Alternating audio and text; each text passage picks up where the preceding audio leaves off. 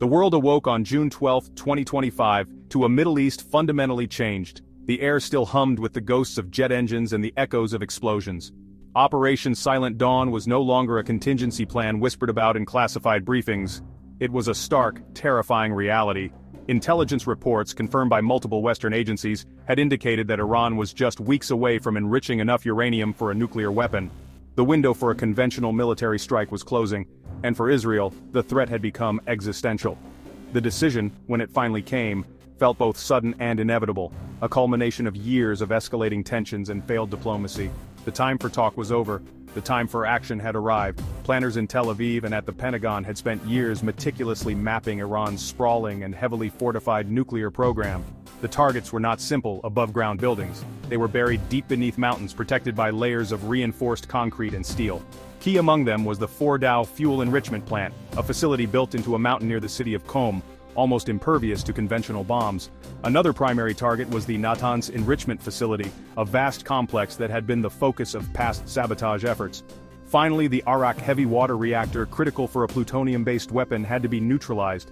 Each target represented a unique challenge, demanding a specific weapon and a precise angle of attack. The geography itself was a formidable obstacle. Israeli aircraft would have to fly over 1,000 miles, crossing the airspace of nations that were either hostile or officially neutral. This required complex flight paths, extensive aerial refueling, and a level of stealth to evade detection by multiple sophisticated radar systems. The operation was designed to be a decapitation strike against Iran's nuclear ambitions, a swift and overwhelming assault intended to set the program back by a decade or more. The planners knew that failure was not an option. A partially successful strike would only harden Iran's resolve and accelerate its path to the bomb, leaving the region in an even more perilous state. The stakes were clear to every pilot, planner, and politician involved. This was not a limited engagement or a surgical strike in the traditional sense. It was a roll of the dice with the stability of the entire globe. The potential for a wider regional war was not just a risk, it was a near certainty. The question was not if Iran would retaliate, but how and where. The map spread across tables and secure bunkers showed not just the targets in Iran, but the potential targets in Israel, at U.S. bases across the Gulf, and the vulnerable shipping lanes through which a huge portion of the world's oil flows. Every line drawn on those maps was a potential fuse leading to a much larger explosion.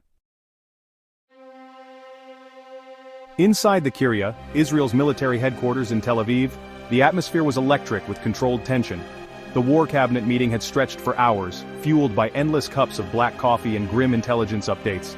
Faces around the table were etched with exhaustion and the immense weight of the decision before them. The Mossad chief presented the latest intelligence with stark finality. Centrifuges at Fordow were spinning faster, enriching uranium to a purity that had only one purpose. The timeline had shrunk from months to weeks. The zone of immunity, the point at which Iran's program would be too well defended to destroy, was no longer a future concept. It was here. A palpable sense of urgency filled the room, a feeling that this was the last possible moment to act. For years, Israeli leaders had warned the world that they would not permit a nuclear-armed Iran. That promise was now being called to account. Arguments were made, voices were raised, but they all circled back to the same terrifying conclusion. The risks of acting were immense, but the perceived risks of inaction were catastrophic. A nuclear Iran, they argued, would not only threaten Israel's existence directly, but would also shatter the regional balance of power, embolden its proxies like Hezbollah and Hamas, and trigger a nuclear arms race across the Middle East. It was a nightmare scenario they were determined to prevent. The debate was not just strategic, it was deeply personal and historical. For a nation born from the ashes of the Holocaust, the phrase "never again" is not a slogan. It is a core tenet of national security. The idea of a regime that openly calls for Israel's destruction acquiring the ultimate weapon was a red line that could not be crossed. The Prime Minister, looking at each member of the cabinet, spoke of a duty to future generations. He framed the choice not as one between war and peace, but as one between a difficult, dangerous war now, and an unwinnable, existential war later. The decision, when the vote was finally called, was unanimous. Operation Silent Dawn was a go. With the decision made, a quiet resolve settled over the room. The generals and intelligence chiefs, who had been waiting for the green light, immediately began issuing the final orders. There was no celebration, no sense of triumph.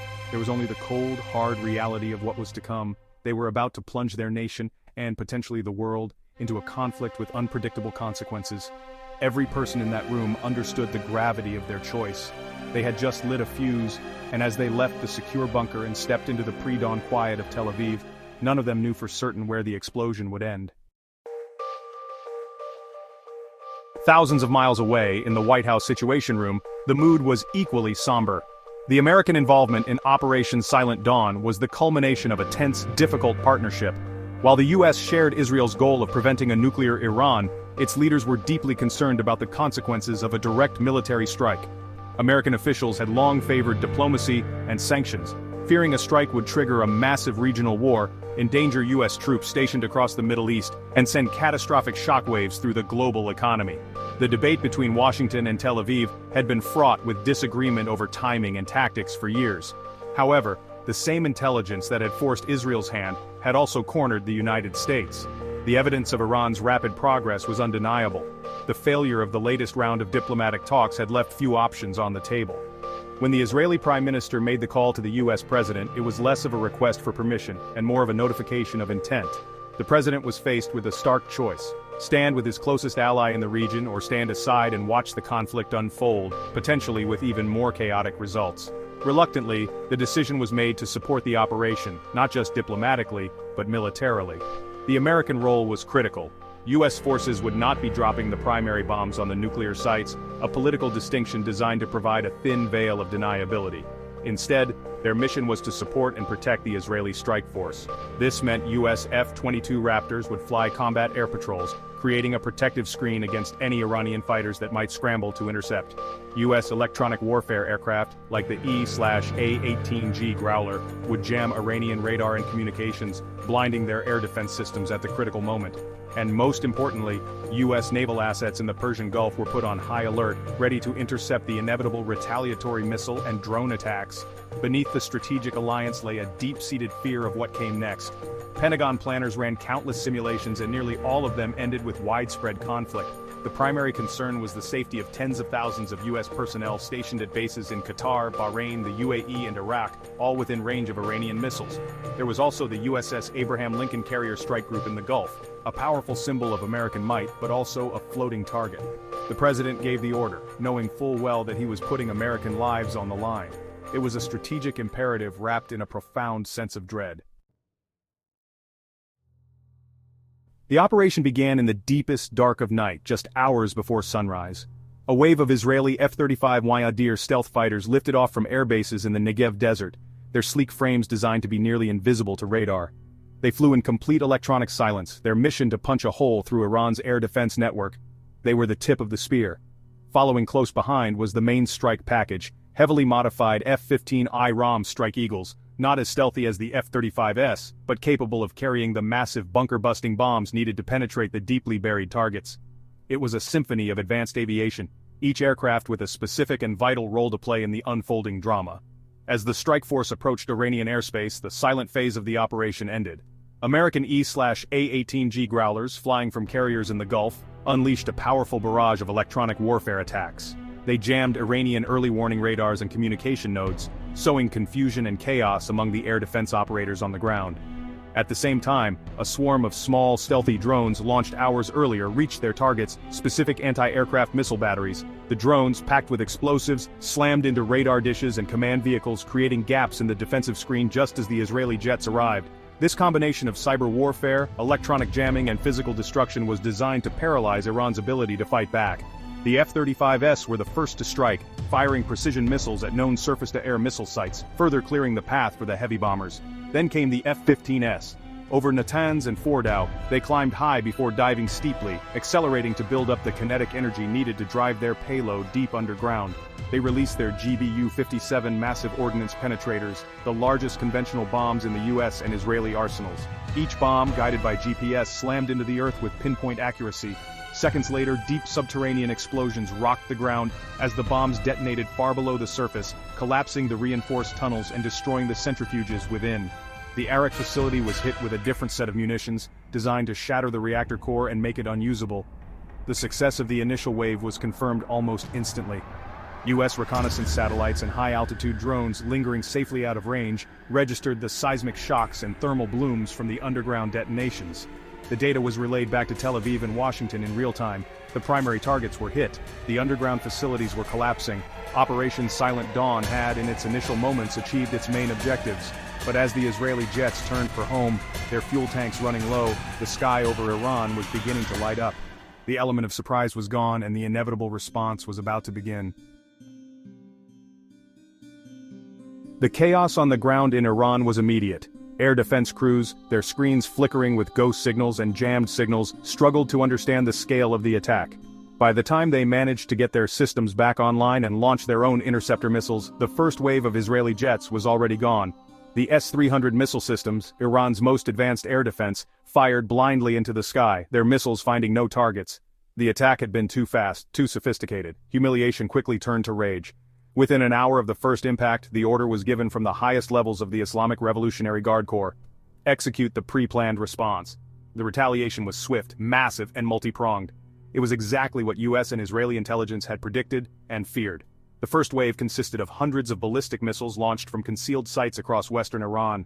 Cities across Israel lit up with air raid sirens as the Iron Dome, David's Sling, and Arrow defense systems roared to life, streaking into the sky to intercept the incoming threats. Most were intercepted, but the sheer volume of the attack was overwhelming. Several missiles broke through, slamming into a military airbase near Tel Aviv and causing significant damage in residential areas of Haifa. The psychological impact was immense. The era of impenetrable defense was over. Simultaneously, US assets in the region came under fire. Al Udeid Air Base in Qatar and naval facilities in Bahrain were targeted by a coordinated barrage of cruise missiles and attack drones. US Navy Aegis destroyers in the Persian Gulf engaged the threats, their SM-3 missiles firing in rapid succession. The sky over the Gulf became a deadly light show of explosions and interceptors. A swarm of Iranian fast attack boats swarmed from their coastal bases, attempting to overwhelm a US carrier group, while suicide drones targeted oil tankers moving through the critical Strait of Hormuz. One tanker, flagged to Panama, was hit, erupting in a massive fireball that lit up the night. The message from Tehran was brutally clear. An attack on Iran would result in a war against not just Israel, but against the United States and its allies, and it would threaten the global economy. The IRGC was demonstrating its reach and its willingness to inflict pain across the entire region. They had been preparing for this day for years, and their response was not a panicked lashing out, but a calculated and deliberate escalation. The initial Israeli strike may have been a tactical success, but it had ignited a firestorm that was now rapidly burning out of control, threatening to consume the entire Middle East. The news of the strikes and the immediate, ferocious retaliation sent shockwaves through the global community. The first casualty was the world economy, as reports of explosions at Iranian nuclear sites were followed by images of a burning oil tanker in the Strait of Hormuz. Oil markets went into a freefall panic. Brent crude prices spiked by over 30% within hours, a jump not seen in decades. Stock markets from Tokyo to New York plummeted as investors fled to the safety of gold and government bonds. The specter of a full-scale war in the Persian Gulf, a region that acts as the world's energy heartland, threatened to trigger a global recession. An emergency session of the UN Security Council was convened in New York, but it quickly devolved into a forum for acrimony and blame. The US and its Western allies defended the strike as a necessary act of preemptive self-defense to prevent a rogue state from acquiring nuclear weapons. Russia and China, however, vehemently condemned the attack as a flagrant violation of international law and an act of unprovoked aggression. The Iranian ambassador delivered a blistering speech, accusing Israel and the US of state terrorism and vowing that the retaliation had only just begun. The session ended without any resolution, highlighting the deep divisions and the paralysis of international diplomacy in the face of the crisis. Across the Arab world, the reaction was a complex mix of official condemnation and quiet, nervous support. Governments in Saudi Arabia and the UAE, who privately feared a nuclear Iran as much as Israel did, issued carefully worded statements calling for de-escalation while secretly hoping the Israeli strike had been successful. But on the streets, anger erupted. Massive protests broke out in Jordan, Lebanon, and Iraq, with demonstrators burning Israeli and American flags and demanding action against what they saw as Western aggression. The delicate balance of regional politics was shattering, threatening to destabilize allied governments. The diplomatic fallout was immediate and severe. All back-channel talks and negotiations collapsed. Iran officially withdrew from the Nuclear Non-Proliferation Treaty, declaring its intention to pursue a nuclear weapon without any international oversight as a deterrent against future attacks. Sanctions, once the primary tool of pressure, were now meaningless. The carefully constructed framework of international diplomacy, flawed as it was, had been completely dismantled in a single night of violence. The world was left with no off-ramps, no clear path to de-escalation. There was only the sound of war drums, beating louder by the hour. In the days following Operation Silent Dawn and Iran's fiery response, a grim new reality set in. The region was locked in a state of active, low-grade warfare. There was no clear winner. Israel had successfully destroyed Iran's primary nuclear facilities, setting back its ambitions by years. But the cost was staggering. Its cities were under constant threat of missile attacks, its economy was paralyzed, and its citizens lived under a near-permanent state of alert. The sense of security had been shattered. The tactical victory felt hollow in the face of an uncertain and perilous strategic future. The strike had not ended the threat, it had simply transformed it into a new and more violent form. Iran, though wounded and its nuclear program in ruins, projected an image of defiant strength.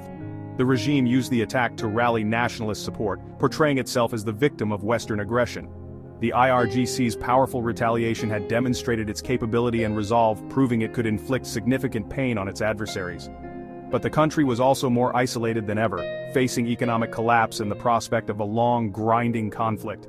The destruction of its prized nuclear program was a devastating blow to its national pride and strategic ambitions, leaving its leaders facing a future of diminished power and international pariah status. The United States found itself dragged deeper into a conflict it had hoped to avoid. Its military forces in the region were engaged in daily skirmishes, intercepting drones and missiles, and protecting vital shipping lanes. The political cost at home was mounting, with questions being asked about the wisdom of backing the Israeli strike. The world looked to Washington for leadership, but there were no easy answers. The administration was caught between the need to support its ally, Israel, and the desperate need to prevent a full-scale regional war that could have catastrophic consequences for the global economy and American lives. As the smoke began to clear, it revealed a landscape of profound destruction and deep uncertainty. The old order in the Middle East was gone, replaced by a volatile and unpredictable standoff. Israel and Iran were now locked in a direct, open conflict, with the United States precariously caught in the middle. The risk of miscalculation was terrifyingly high, where a single stray missile or a downed jet could trigger an unstoppable escalation into total war. Nobody knew what would happen next. The only certainty was that the decisions made in the dark of night had plunged the region, and perhaps the world, into a new and dangerous dawn from which there was no easy return.